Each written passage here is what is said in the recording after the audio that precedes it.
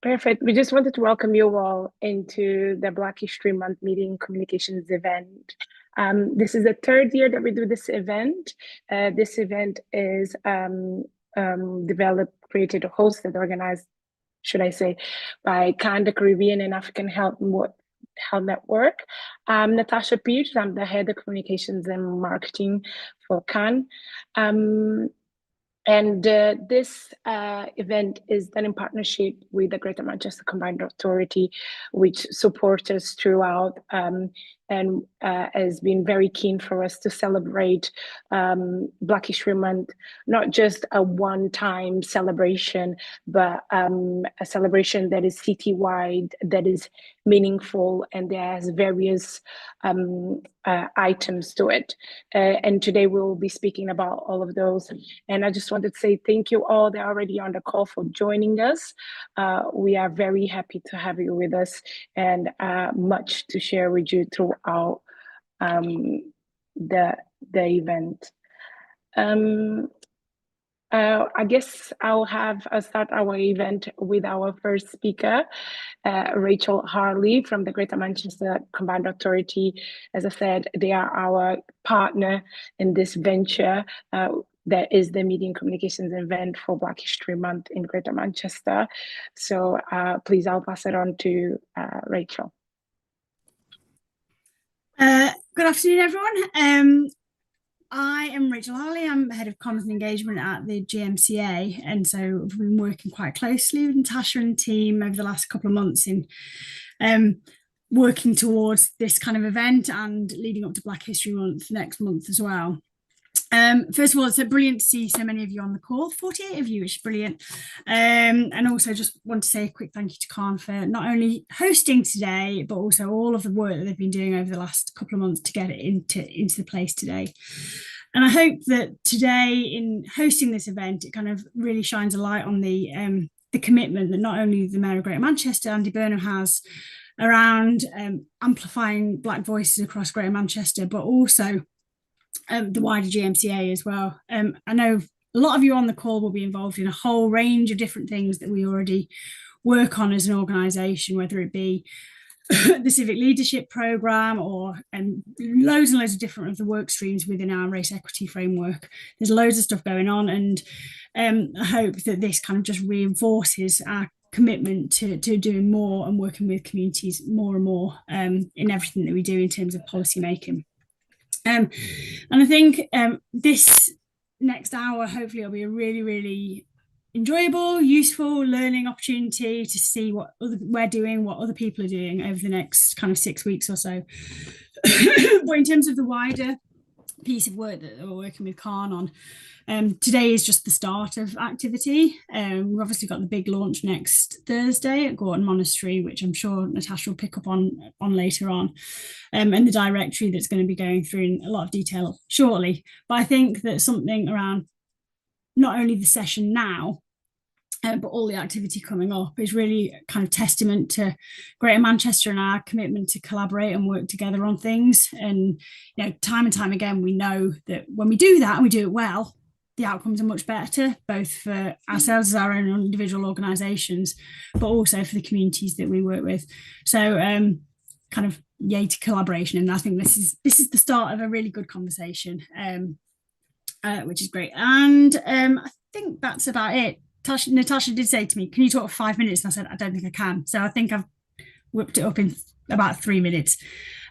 So welcome everybody. Really glad to see everybody here. And here's to next hour of a really good conversation.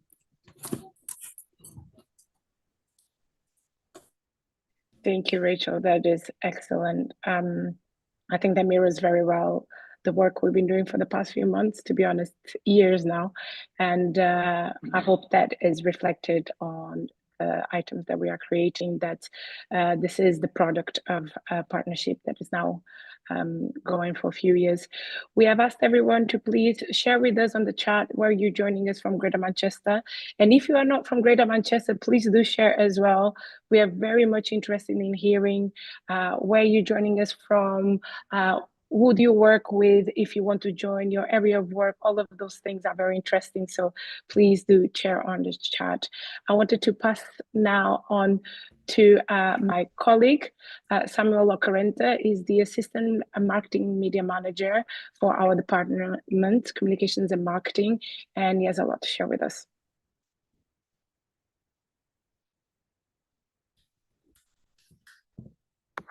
Hello, everyone. Thank you very much for coming into today's session on amplifying Black voices here in Greater Manchester. And as Natasha said, we do appreciate everyone that's tuning in from outside Greater Manchester, and hopefully we amplify Black voices even further than the nation. Thank you. Next slide, please.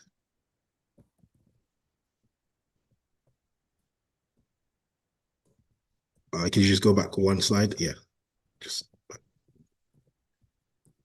one more slide. So yeah, I'll be talking to us briefly about the events directory. It's something that we've been working on for quite a while now. We did it last year, but this year I'm sure it's going to be even bigger and better. So the importance of the directory, I think you're wondering, what's an events directory? So it's just a fancy name for an event calendar. So an event calendar that houses all the events in Greater Manchester, dedicated to celebrating the Black History Month and the Black community.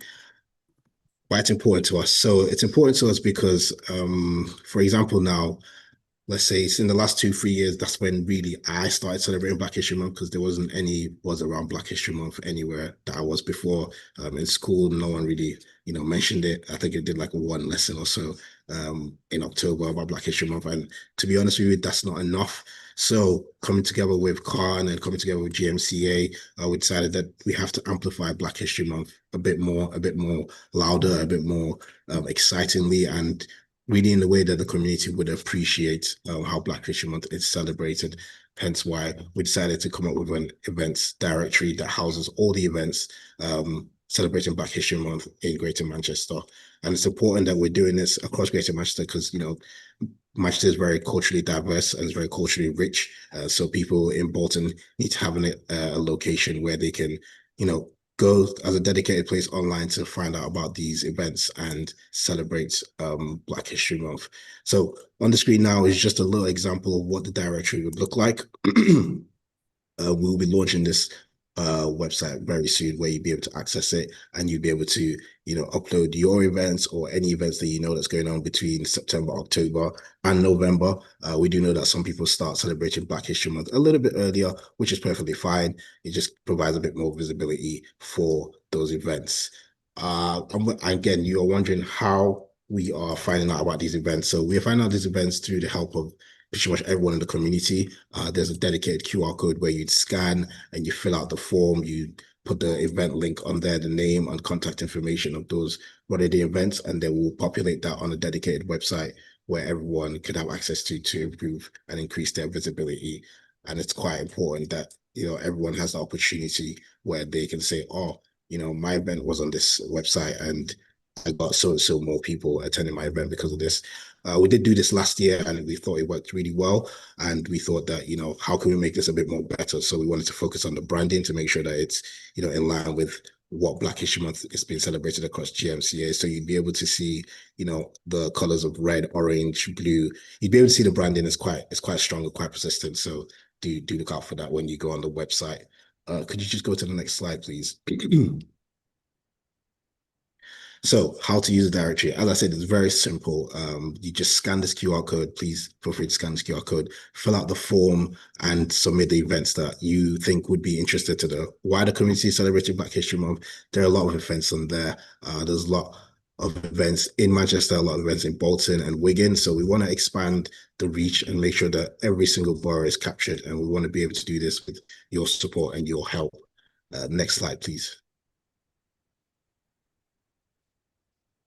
So just as we are celebrating Black History Month across Greater Manchester, I want to give this opportunity to, just highlight a couple of the events that are going on within CAHN. On the 25th of September, we'll be launching Black History Month, the civic launch in Greater Manchester. That's taking place in Gorton.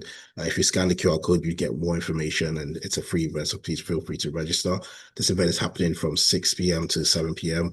The doors will open at 6, where you'll be able to interact with the store holders. So we have a lot of community members that have their own businesses that they want to showcase, from small to large businesses to medium-sized businesses. So all are welcome. This is happening at the Gorton Monastery.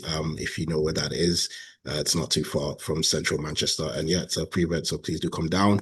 And also we have the BHM Gala. We're going to just round up the celebration on the 11th of October, kind of mid-October, just to keep things going, just to celebrate Black History Month even more as a community, where we'll be honoring Black champions. So over the past 4 to 5 months, we've been getting a lot of submissions, people nominating people that have been working hard over the years, and some people haven't gotten the opportunity to be celebrated. So this will be the opportunity to be celebrated at the Black History Month Gala.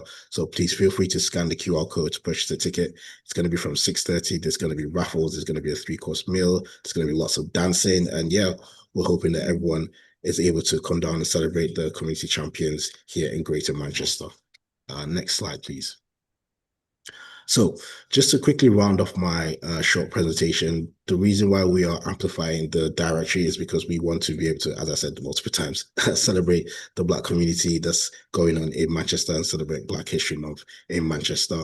We want to be able to learn about the various events and various organizations, again, across Greater Manchester. So we as a community can collaborate more powerfully and more accurately to amplify the work that everyone's doing, and just create a dedicated space where we can connect on a deeper level. And I just want to encourage you guys to share the link, share the QR code, or share the link to ensure that everyone has an opportunity to have their events amplified to a wider community. And we're hoping that this is achieved from this call and after the follow-up of this meeting. Next slide, please. Yeah, so thank you very much for listening, and hopefully I'm expecting to see more entries after this call with lots of events. And when the website is ready, please feel free to go to the website, register for these events and also attend these events. Most of them are free, some of them are paid, and some of them are just to, celebrate the Black culture that we all truly love. Thank you.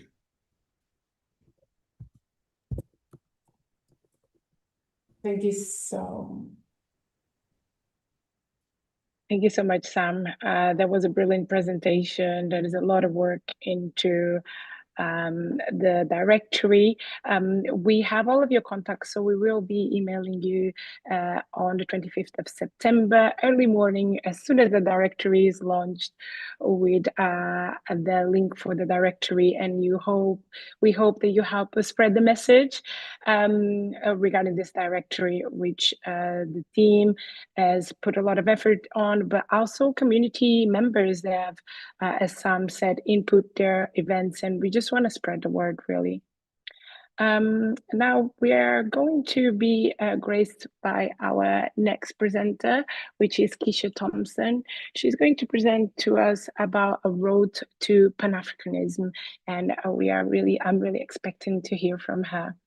Passing on to Keisha. Next slide, please. Thank you. Hi everyone, good afternoon. So yeah, I am Keisha Thompson, and my current role is Programme Manager with the Legacies of Enslavement Programme, which is supported by the Scott Trust, which is the owner of the Guardian newspaper. So just to be clear at the top of this talk, I'm going to be talking about some of the stuff that's happening in the city linked to the Pan-African Congress, the fact that it's 80-year anniversary this year, but I am not an expert. I'm very aware of the people who are experts in the city, academics and people like that, but I'm just someone who has felt very passionate about this being a part of our Manchester history, and I feel that it's very much a part of my strategy and my work. So I felt that it was important for me to just say that, and also just give you a bit of context in terms of what it is that I'm doing and why I'm talking about Pan-Africanism. So can I get the next slide, please? Yeah, so we can go again to the next one. Yeah, so basically 4 years ago, The Guardian did some research into their history. They wanted to see how they were founded.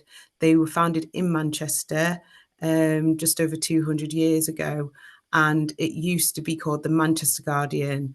And when they commissioned that research, they found that they were very strictly linked to the cotton trade in the city, that their founder, John Edward Taylor, was actually a cotton merchant, and 9 out of the 11 financial backers were also using money from the cotton trade to set up the newspaper. So they issued this apology. They were very much about confronting this and putting it out into the public domain.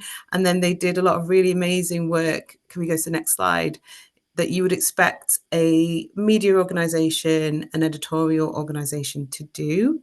So if we could just chip over. Yeah, so some of the stuff that we've done so far has been very much editorial. We released this material called the Cotton Capital, which was in print and it's online. It's an ongoing website that you can link into. And there was also a podcast series. There were bursary schemes that were issued out, which was around getting more people into The Guardian. And they also employed over 7 journalists who were covering stories of global majority communities. Can we go to the next slide, please? Yeah, so this is just a bit more detail of a lot of the stuff that had happened off the back of that discovery and working with the researchers and their recommendations about what should be done next. There's also a really brilliant newsletter, which is called The Long Wave. And if you're not signed up to that, I'd definitely encourage it. So it's really brilliant in that it covers a lot of topics linked to the history and identity and current issues around global majority communities. So we can go to the next slide. And the next one. Yeah, we don't need that one. Yeah, thank you. So the stuff that I just described is what you would expect The Guardian to do, but what they did was push themselves even further and go into the domain of restorative justice, which is where my role comes in. So they've set up a completely new team, committed quite a substantial budget, and committed to 10 years of restorative justice in Jamaica and in the Sea Islands, which is where our research linked us to some plantations specifically in those areas. But also they felt that it would be important to stick to their roots and make sure that they did some work in Manchester, because this is where The Guardian was founded, as I said. So my role is to think about, what does restorative justice look like in Manchester? So for me, we can press the next thing, because I think it's just going to do a little animation around Pan-African Congress in that list. If you just click again.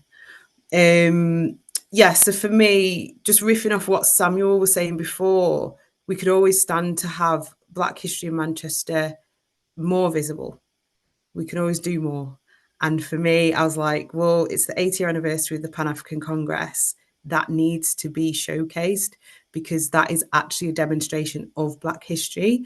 Too often we see things linked to the story of enslavement and that being pushed into this domain of Black history. And actually that's shared history. So we need more positive stories. We need to be thinking about things that have happened here that are really exciting, that are absolute demonstration of Black excellence. So that's where I've been coming from. And I've just been convening people that I know are doing stuff in the city or have already done stuff in the city to acknowledge this anniversary. So that's just what I'm going to talk about next. So before talking about what is happening this year, I think it's also important to talk about what's happened already. So if anyone doesn't know, the Congress happened on Oxford Road, and now it's a part of the Manchester Metropolitan University campus. And there's this plaque that went up for the 40th anniversary commemorating this. And it was set up by the Abyssindi women's group and some local historians, some really instrumental people in the city like Paula Koje, who is still active now. And yeah, so this was quite a significant time and a great way for the 40-year anniversary to be acknowledged. We can click forward. If we could just go to the next. Yeah. So, and if you go into the building, it's called the Grosvenor East. I hope I'm pronouncing that right. It's right near All Saints Park. You can go in and there's this display up. So it is being acknowledged, but it's one of those where it's catch-22 in that you have to kind of know that it's there to go and see it. So it's not necessarily raising awareness, but it is great that the university is committed to acknowledging that history. Can we go to the next? Yeah. And there've been great events that have been put on by organisations like People's History Museum to acknowledge it. So we can just click through a bit here because I've just kind of thrown some stuff on this page, just to give you a sense of the ways that it was acknowledged for the 50th anniversary, for the 70th anniversary, for the 75th anniversary. So if you just click through, whoever's controlling the slides. Yeah. So again, we have done a job. You can click through again.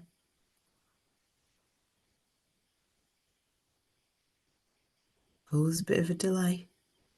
Yeah. So there's a conference that happened for the 70th anniversary that was really great. Click through again. There's been archival work done, interviewing people who were linked to the Congress. They might have been children of people who were there, or they were there themselves. Again, you can click through. And yeah, for the 50th anniversary, a really big, exciting event happened at the Manchester Town Hall that went over a couple of days. It was a part of like a national acknowledgement of UK's connection to Africa, and Nelson Mandela apparently wired into this event, and it's just super exciting. So when I was doing my research, I was like, oh, okay, there have been moments where we have really shouted about this. Why isn't it still in the ether? Why is it that I didn't know about it still, as someone who actually is quite invested and has been for a long time as a young Mancunian, to know about my history, both locally and just, you know, globally, in terms of like colonial history and things like that, and Pan-Africanism. I was like, why didn't I know that this Congress happened here? So can we go forward? So yeah, I was just really great to see that there was activity happening this year. I hope some of you got to see the show that was at the Royal Exchange. It was an absolute triumph, and it was written by Zodwa Nyoni, who's based at MMU, and directed by a wonderful director whose name has just escaped me. That's awful, but at least you can go on the website and check the credits. But yes, so this happened in the summer, and we can click through again. And there were smaller events that happened with like heritage partners. So this actually happened off the back of a convening event that I held earlier in the year, where some partners got together and they were like, yeah, we should just open our doors and let people know and see all the materials that we've got that are linked to the Congress happening here. So that was quite a successful event as well. So if we could just go to the next slide. As you can imagine, because the Congress actually happened in October, there's still a lot of stuff that people are wanting to do. If we can just go to the next slide, please. Oh, yeah, and we want to showcase that. So I've been speaking to Oxford Road Corridor about the fact that, you know, the Congress happened on Oxford Road, and they do have it on their timeline on their website. So if you go to the website, this is a page that lives there saying, you know, the Congress happened here. But what's been really lovely is they've been saying, do you know what, we're happy to do more. So if we just click over again, what they've now got is a page that's completely dedicated to the fact that the Congress happened on Oxford Road, and they've said that they really want to populate that with stuff that's going to be happening in October to acknowledge the anniversary, but then they want it to just be up there, a continuous page that really highlights anything to do with that history happening in the city, because as we know, it's not good enough for it to just be highlighted in October and then it be removed from our consciousness. It's something that we should just be talking about all the time, in the way that we talk about the suffragettes and we talk about the working class movement, the Chartists, just all the other bubbly, juicy things that we know about Manchester history. It should be up there. So they're really committed to that, which is lovely. And we worked with a designer who's from Manchester, is based in Bristol at the moment, to come up with this design. So if we can go to the next page. Stuff that I'm aware of, See My World Festival, they're going to be doing a lot of stuff next month. If we click through again. the People's History Museum, they've got an event coming up on my birthday, actually, on the 17th of October, but I've said I'll still be a part of it. I'll support. And afterwards, Gary Young is going to be doing an event linking to that. So that's going to be lovely. So that's on the 17th of October. So that's, you know, like a big heritage space, the People's History Museum. But then also, if we just click through, we've got some really nice smaller local events that are happening. So Holy Innocents Church, they're doing a great talk with a fabulous academic called Dr. Paris Carmichael Murphy. So there's going to be stuff happening all across the city. And another event, it's a closed event, but if we just click through, it's the Spirit of Manchester Awards. They've agreed to name all of their tables, their 35 tables, after one of the delegates of the Congress, and use that award ceremony to get people thinking about the anniversary as well. So there's loads of different partners, people that I've spoken to this year that have been really happy to jump on board and make this a visible part of our story. And there's more to come. And what I'd say is just make sure that you keep your eye on the Oxford Road Corridor group website, and then also CAHN will be sharing those events so that they're on all the platforms, so that it's just as big as possible. The last thing that I'd say is, I'm aware that Portico Library are doing stuff, Manchester Museum, the Ahmed Iqbal Ullah Centre have commissioned a walk. So there is stuff happening, and that's really exciting. And the last thing I'll say is, one of the things that I've really enjoyed is by doing these convening events with people, they've said, yeah, it's very much important that we acknowledge the anniversary, but it needs to be bigger than that. And we need to be thinking about, why did this Congress even happen? Why did it come here? And what were they trying to do? And, you know, the flurry of activity, the fact that the Congress then started to happen on the African continent after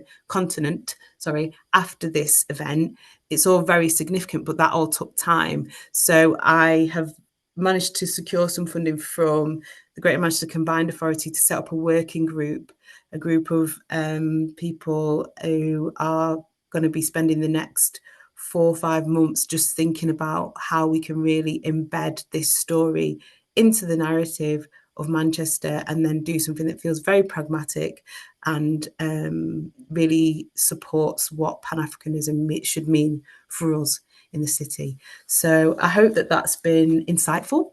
And if you want to know any more, or you want to ask me any questions, or tell me anything that you're aware of, then please do use that email that's up on the screen, and I'll hand back over. Thank you. Thank you, Keisha. That was a brilliant presentation. I feel like in this short time of 10 minutes, you're able to take us from little pieces of history, particularly regarding the Pan-African Conference, the 5th Pan-African Conference, but also what's happening now in our city. And I was really happy to hear, although I already knew, but to know once more and to share with everyone that is on the call that regarding the working group, because this thing of truly embedding with authenticity and looking at sustainability of, Black narrative through the Pan-African Conference within our cities, history and makeup is really, really important. So thank you for that. Without further ado, I wanted to, we have a very rich agenda today, and I wanted to thank everyone that joined now. We'll reshare the agenda on the group if you didn't have access to that. Yeah, so I just want to take a moment to thank everyone on the group. And now I just wanted to pass on to our next speaker, which we are so happy to welcome. Our next speaker is Melissa Sigordu. Melissa is a awarded journalist. She's a broadcaster, and she's also the founder of the Source newsletter, from which I'm a subscriber, proudly so, with loads of interesting stories, with a very interesting eye into the Black community. So I'd like to pass it on to Melissa. Thank you so much for having me, Natasha, and also thanks to CAHN for having me come on your panel and just discuss Black history and Black storytelling. And yeah, thank you so much. like Natasha said, I hope you can hear me okay. Like Natasha said, yes, I am a journalist. I also founded the Source newsletter, and I will get into how that came about and what the Source newsletter is. But I've worked for local news and national news, so I feel like I'm okay. I'm knowledgeable enough to come to you today and talk about diversifying Black stories. And you can go to the first slide. Also, thanks for putting my picture there. I was like, oh, I didn't even put a picture. Okay, so my slides are very, very minimal because I want us to be able to actually like imagine some of these things. I didn't want to put too much because I'll talk more than you'll actually think about the slides. So yeah, when we think about diversifying Black stories, I think that everybody's heard about diversifying the news, diversity. We hear about the term like diversity a lot, but we don't hear about how in diversity there is diversity. And I know that sounds kind of complicated, but that's what I'm here to talk about how there is diversity in Black storytelling. As a journalist who's been working in the industry for a few years, and also focusing on stories from ethnic minority communities, I've seen how Black stories, stories from Asian communities, Arab communities are often underreported. You can go to the next slide. So yeah, I've observed this while working in the media, but what really made me take notice of how underreported Black stories are was when I actually went on maternity leave. So yeah, I went on maternity leave for about a year.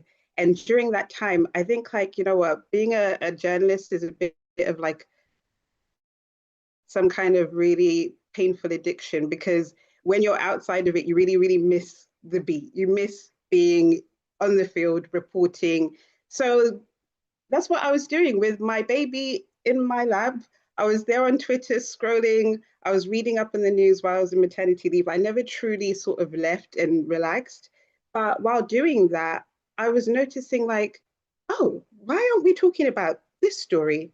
Why aren't we talking about there were so many stories that were coming out that were from the communities that I cover, including the Black community, where I felt like, why is nobody making more noise about this? Why isn't this reaching the mainstream where we're having a national discussion about the issues that are being raised in these stories? For example, there was one about women, well, one woman from Zimbabwe who was working here in the UK, but she wasn't allowed to bring her daughter over. I think the child was like 3 years old, and she wasn't allowed to bring her daughter over because the government was saying that you couldn't bring dependents. And when they asked, okay, but we have a legitimate reason for bringing this child, they were like, we can't see any reason for you to do that. And I remember everybody was pointing out, like, she's the mother. That's a legitimate reason for her to be reunited with her child. But I realized that people were talking about it after I shared the story. But before that, it wasn't even really a talking point as far as I could see on social media. So from doing that, from seeing stories that I felt like weren't being amplified or weren't being discussed in the mainstream, I just kind of got into the pattern of like sharing these stories while I was on maternity leave. And it kind of grew into a thing where every week I would compile a list of stories that I felt nobody had seen, and I would put it in a thread on Twitter, which is now X. And those threads were sort of garnering traction. People were like, oh, I didn't even know this. I didn't even know this. Where was this story? And it was just kind of getting a lot of traction from people online. So then I decided, you know what? I'm going to turn this into something, because clearly there's a need. People feel like they're not getting the news that they need to hear about. So I'm going to create a platform where people can get this sent right to their inbox. So you can go to the next slide. So yeah, this thread that I was doing on Twitter then became a weekly newsletter where I would recap all the stories that you probably didn't hear about from ethnic minority communities. And now it has over 1,000 subscribers. So I've been doing that for over a year now, where I started this this platform. So it's grown to over 1,000 subscribers in counting. And during that time, I actually would get Black journalists and Black writers to do opinion pieces, because I thought, what else can we add to this to kind of, create a bit of a discussion around the stories that are in this newsletter. So I would get people to actually contribute opinion pieces.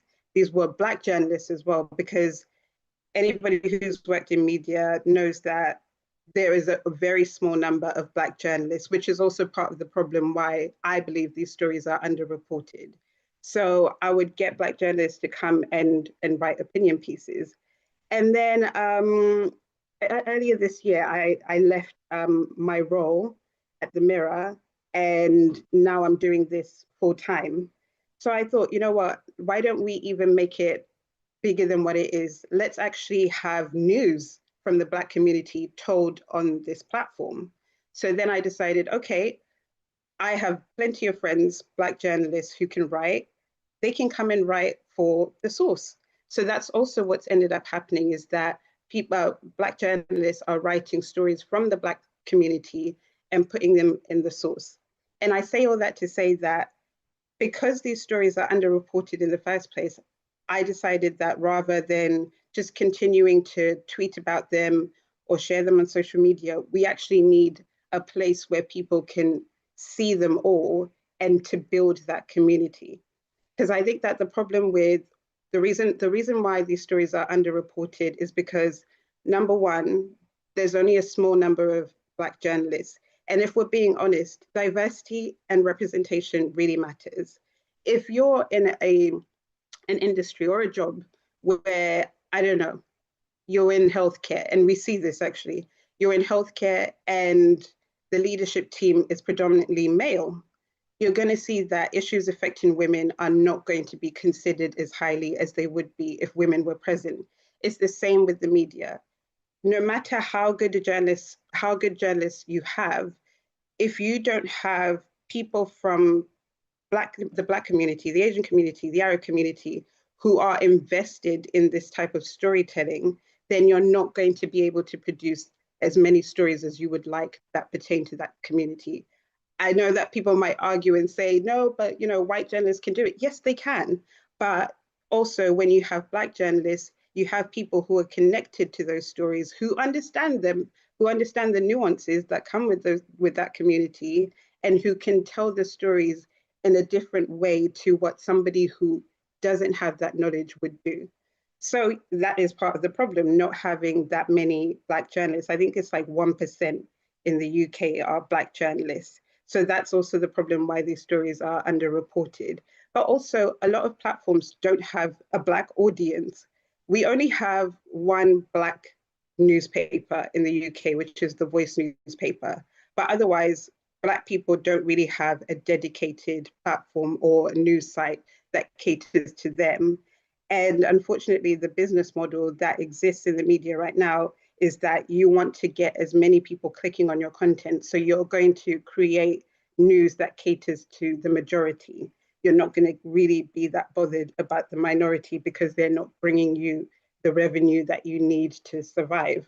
So also that is a problem.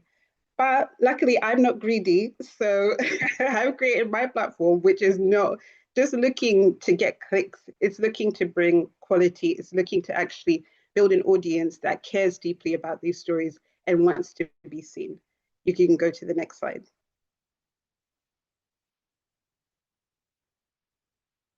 So yeah, after starting the source, and actually after now producing independent journalism and Black stories, by doing this, I also wanted to sort of tell more stories that show our humanity.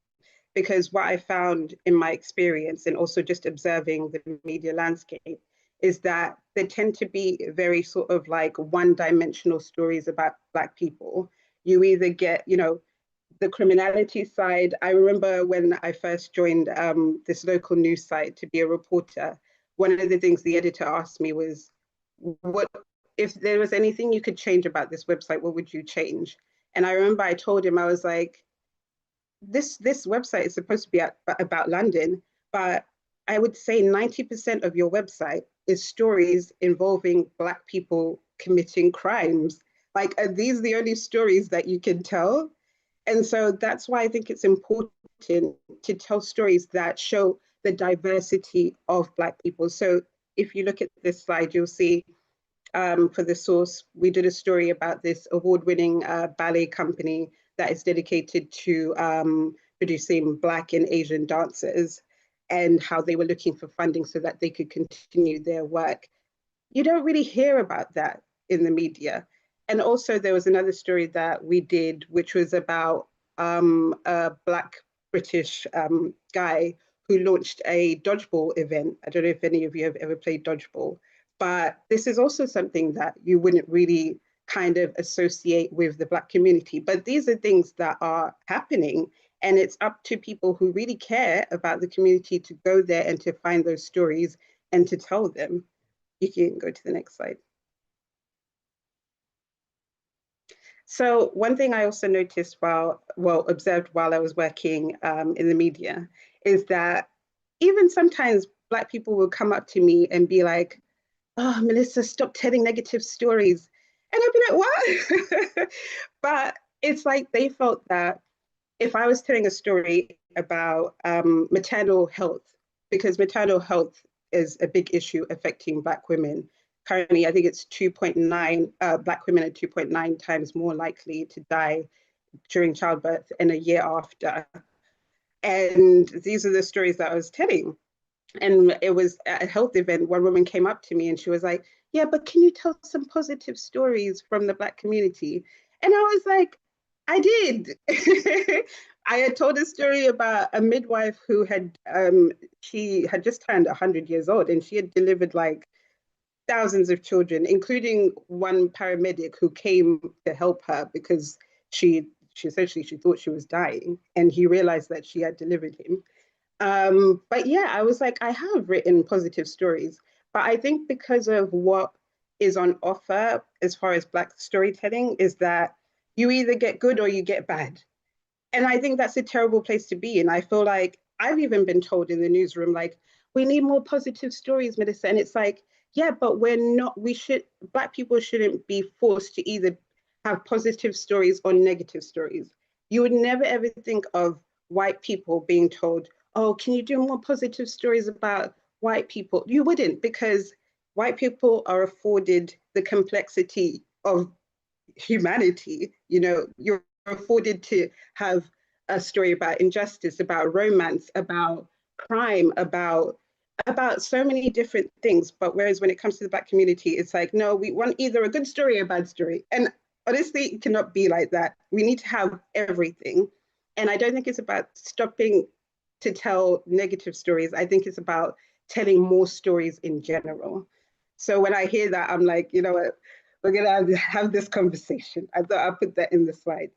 And the beautiful thing about the landscape now, I know that obviously print media is dying. Online journalism with the development of AI, that's making things really difficult, because obviously AI is just like hoovering up all the traffic.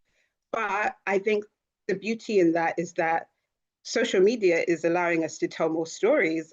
I have genuinely, like, as much as I hate social media, I also appreciate what it's allowed me to do.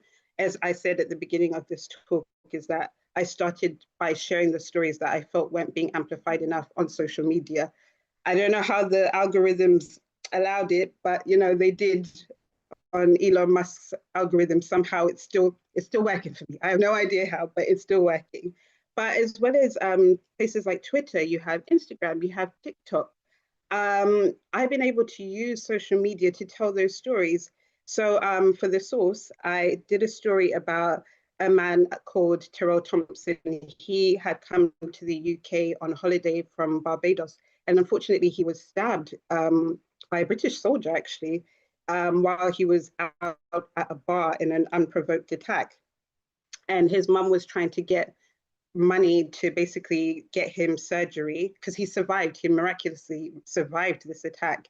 And his family wanted to get funds so that he could have surgery, because he's not a British citizen. So on the NHS, he has to pay. And that's like thousands of pounds. So I'd spoken to his mum and wrote the story. But I saw the switch in how people took in the story by the way that I told it on TikTok, because obviously it's a visual medium. So on TikTok, I created a video of Terrell sort of learning how to walk again. And this video was going viral on TikTok. And some of that virality, if you want to call it that, was leading to people donating money to his GoFundMe. And as a result, he's been able to raise money to get the surgery, to pay the deposit for the surgery that he needs. So social media has been able to do that. And funnily enough, I think the BBC did his story last year when it happened. But I think that's the difference. When you care about a story, you go the extra mile to tell the story. And you can use social media to allow you to tell the story in a new way, in a way that's more captivating to audiences. So, oh yeah, you can go back. I think there was one more point.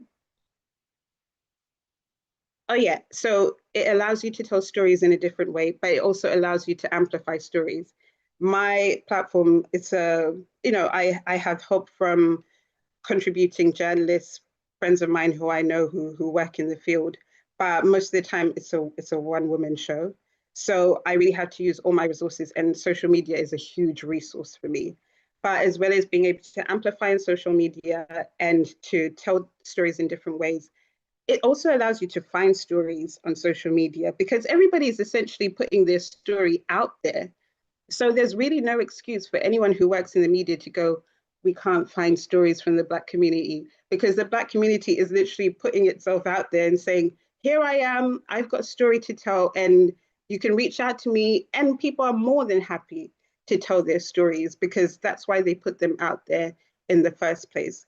So yeah, I am just hoovering up all the resources, hoovering up all the social media to tell more Black stories, because yeah, I couldn't sort of like sit with the idea that stories can only be told in one way, either negative or positive. That's just not who we are as human beings. If other communities can be afforded to have that complexity of storytelling, that diversity of storytelling, then the Black community absolutely should be allowed to have the same. So yeah, the next slide is where that's my my platform, The Source. I'm also going to put it in the group chat so that you can also find it there. In fact, I'll do that when we carry on with the rest of the talk. But yeah, thank you so much for listening. I hope that you can take something away from this. And yeah, thank you so much for having me. Thank you. We definitely did. I took away this thing of a complexity of humanity is so true, and which sometimes we feel it's not guaranteed to us, or is not seen in Black people many times. It's interesting in the work that we do in CAHN. I personally believe, this is a personal belief, please don't take note, in terms of Black people engaging with research tends to be, I feel like part of the issue is people,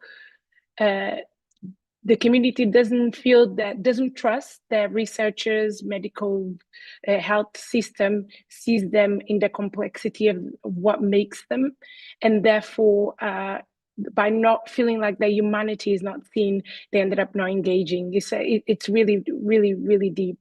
But thank you so much for that talk. It was absolutely brilliant. It was great to hear about your career and how you have in your way and with your platforms trying to unite other journalists and try to change that narrative, and not just trying but achieving. Thank you for that, Melissa. Melissa's source, the source is on the chat if you want to access and get to know more. I presented myself just earlier. I am and my name is on the chat. I'm Natasha. We can go into the next slide. I'm going to be sharing on a very fun piece of work that we've been doing for the second time this year. So yeah, it's evolved and developed. We are doing the Black History Month Black Leaders Toolkit.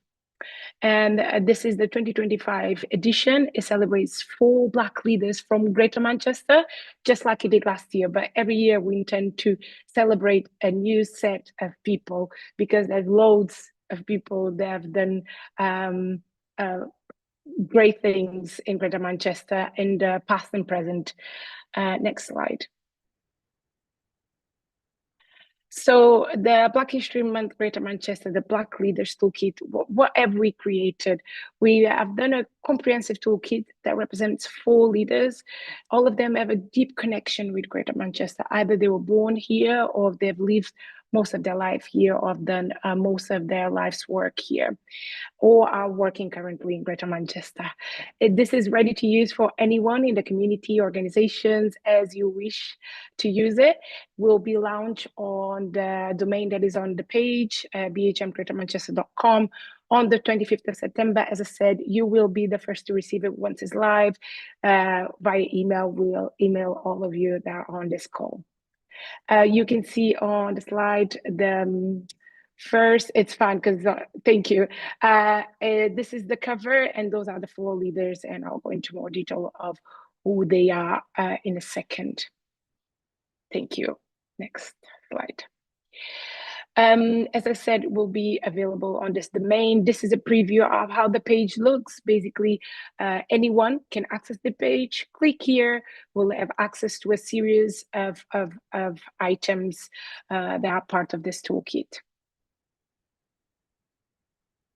Next slide, please. Why this toolkit matters. I feel like a lot of this has already been touched during the presentation today. It's all about visibility, and it is about celebration in a meaningful way. We want to highlight people that have done extraordinary work in our city, work, many of them that has expanded beyond the walls of our city. We want to fill some of the gaps that exist in terms of the festivities of Black History Month, raise that profile year on year since 2023, when Black History Month became a civic event for Greater Manchester. So this is a civic event. Our Mayor, Andy Berman, has taken that step, from which we are very grateful. Not just saying it's a civic event, but also partnering with organizations to celebrate this month, should I say. So action there. These resources are educational, bite-sized, and very easy to use. Yes, that's fine. You can go to the next slide. These are the 4 leaders that were selected this year. Was Sharon Amesu.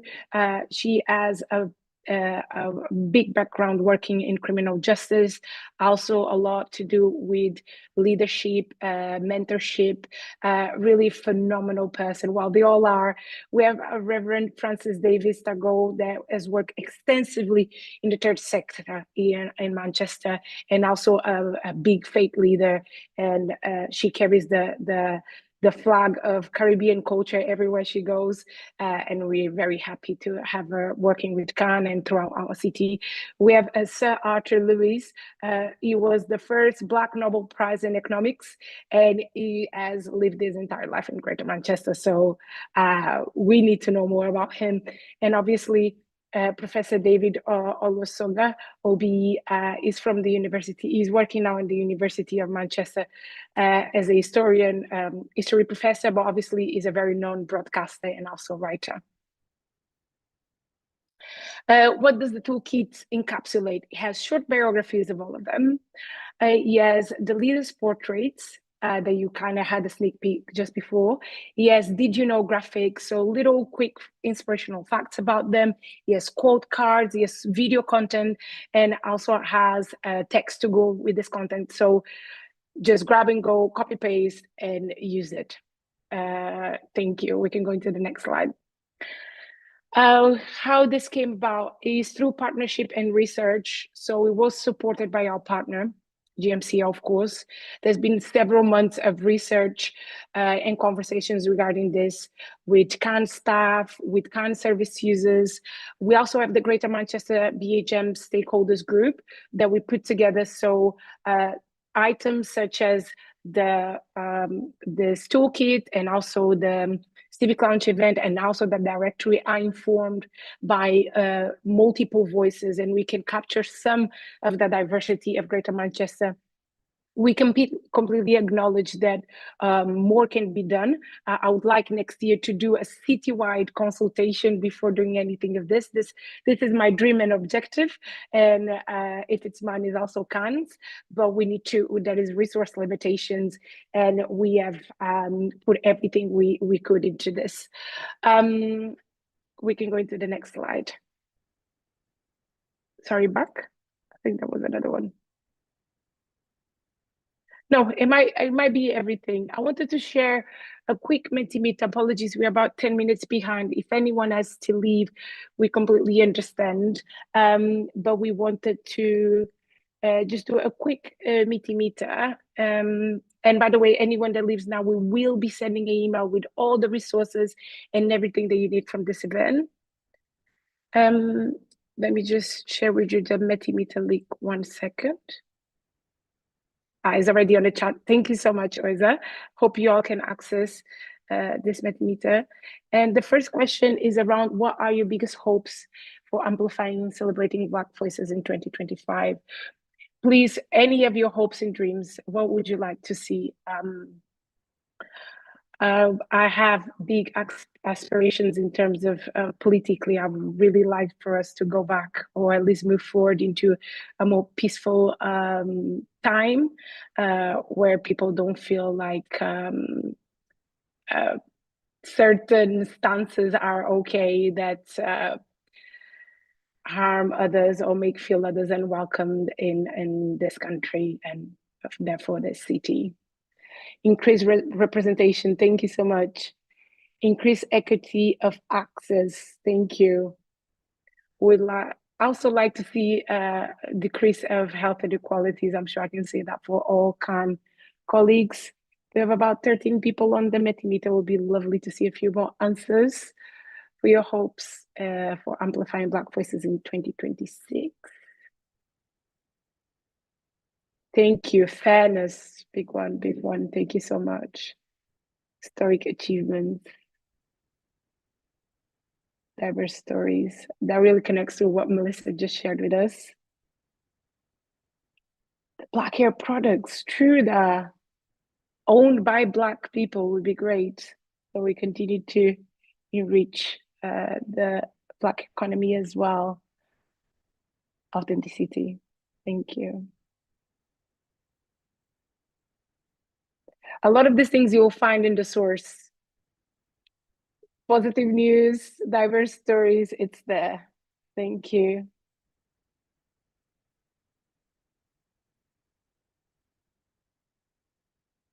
Wonderful. Listening and learning, health awareness. Thank you. That's brilliant. I'm going to pass into the next one.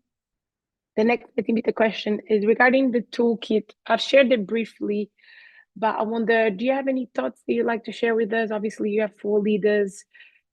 Even if you have names for next year, you can drop it on the page. We'll be very happy to then research into those names, the background and everything else. Any thoughts that you'd like to share on the Black Leaders Toolkit? Do you think you'll be able to use it? And so on and so forth. Surely do hope so.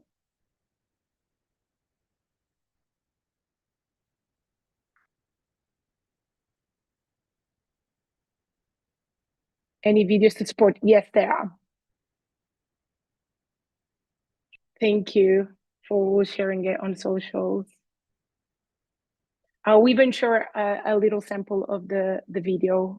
How senior people have to be leaders. No seniority depends on what achievements they have made, not just for their own benefit, but also the benefit of others and the wider community. So it could be anyone really.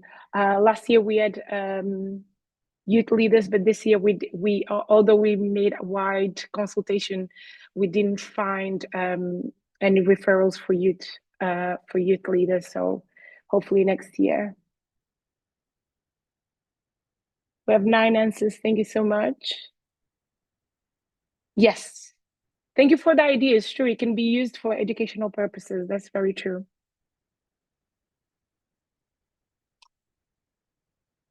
Thank you so much.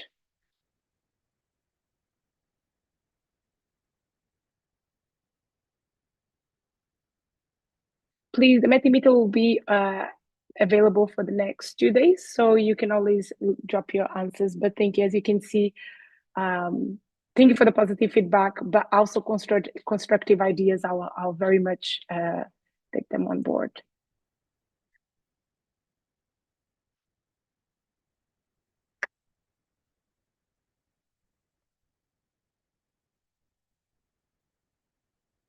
Just 1 second.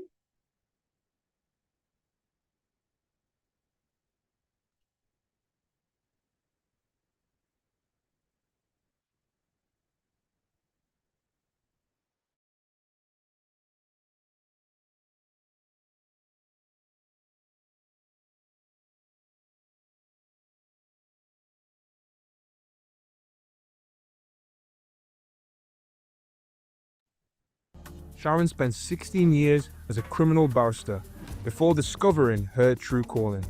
She traded her court gown for something even more powerful, the ability to transform leaders.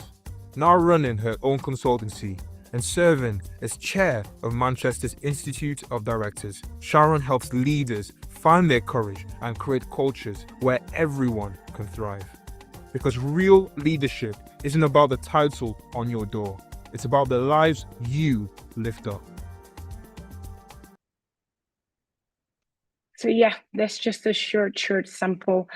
I hope you like that sample and you find it useful. Please, if you have any comments or questions, if you could start dropping them in the chat. I wanted to pass it on to Charles for a quick note from CAHN. Is our Chief Executive, Charles Kwakodori. Meanwhile, if anyone has any points they would like to raise in the open discussion, which will be around 5 minutes, would you like to put your hand up if anyone wants to do a verbal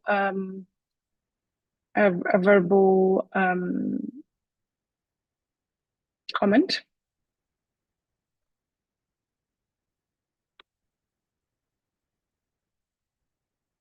I don't see any hands up, therefore I'll pass it on to Charles. Please, if you could share the slide for Charles as well, that would be great. Thank you. Yes, thanks, Natasha, and thanks to colleagues for putting this together. You know, incredibly grateful to our guest speakers, Keisha, to Melissa, and to all. But also want to thank the Mayor of Greater Manchester, our King of the North, for, you know, his partnership and his commitment to, you know, raising the profile of our stories, our shared, you know, history and where we are, but more importantly, where we want to get to. So please, I know I'm conscious of time. Just want to encourage you all, look out, you know, visit the web page that has been designed specifically for Black History Month. Share some positive stories. Let's remember what happened 80 years ago and how that led to various nations around Africa becoming independent and breaking away from colonialism, and be inspired and motivated by that as well. And, you know, the final thing is, yes, on the 11th of October, we do have a gala, Black History Month gala. And I will not be shy to encourage you, you know, to get a ticket, get a table, bring along some friends, and let's celebrate. So thank you, everyone. Please share our stories and be inspired from all you've heard from our guest speakers, but also, you know, the support we've had from the Greater Manchester Combined Authority. Enjoy the rest of your evening. Thank you.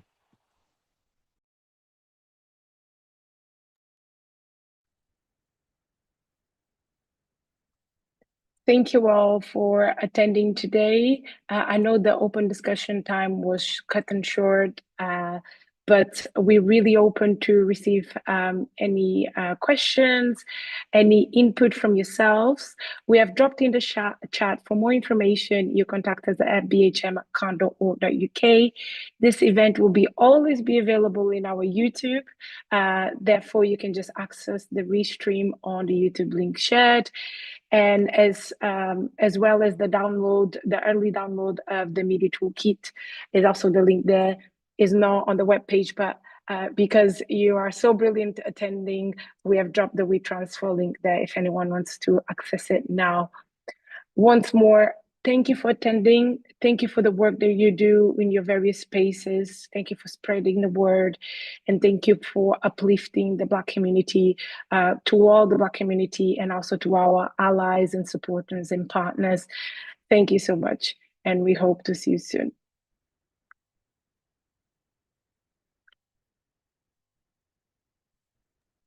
Thank you so much.